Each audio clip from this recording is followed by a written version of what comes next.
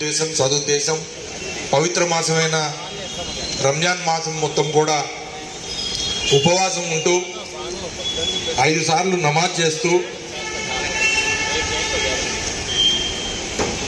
శాంతిని కోరుకునే అత్యధికులు ఉన్న ఈ ఖమ్మం పట్టణంలో ఉన్న ముస్లిం సోదరులందరికీ కూడా ఈద్ రోజున కలవలేకపోయినా సోదరులందరికీ సోదరిమణులందరికీ కూడా ఈ డయాస్ ద్వారా మరొకసారి ఈద్ ఉల్ ఫితర్ కా ఈద్ మిలాద్ సందర్భంగా ఈద్ ఉల్ ఫితర్ పండగ శుభాకాంక్షలు ముబారక్ తెలియజేస్తా ఉన్నాను. పెద్దలు చెప్పారు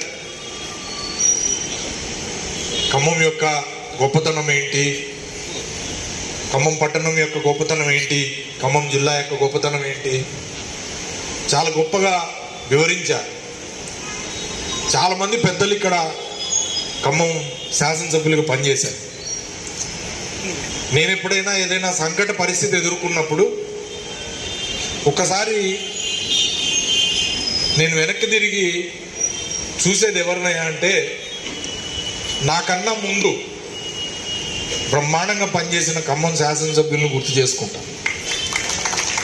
అందులో రజబలి గారు ఉన్నారు, మంచిగంటి గారు ఉన్నారు, లేదా యూనుస్ సుల్తాన్ గారు ఉన్నారు, నల్లమల్లి గిరిప్రసాద్ గారు ఉన్నారు, అలాగే తమ్మినేని వీరభద్రం గారు ఉన్నారు, తుమ్మల నాగేశ్వరరావు గారు ఉన్నారు, మా నాన్నగారు పువ్వాడ నాగేశ్వరరావు గారు ఉన్నారు.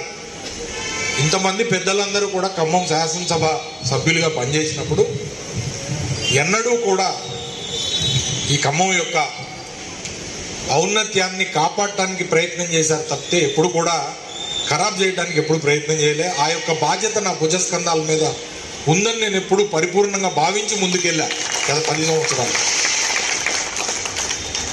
మిత్రులారా, విశ్వాసం అనేది మనకు సంబంధించిన విషయం.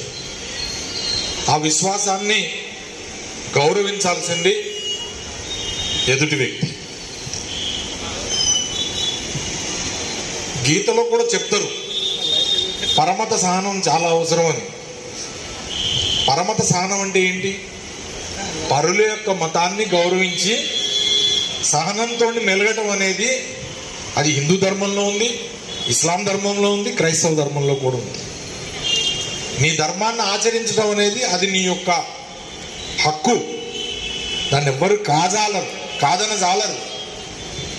కానీ పరిస్థితులు దేశంలో గంభీరంగా మారుతున్నాయని పెద్దలు చాలా మంది చెప్తా ఉన్నారే, ఆ గంభీరమైన పరిస్థితుల్లో మనం ఇవాళ మాట్లాడుతూ ఉన్నాం.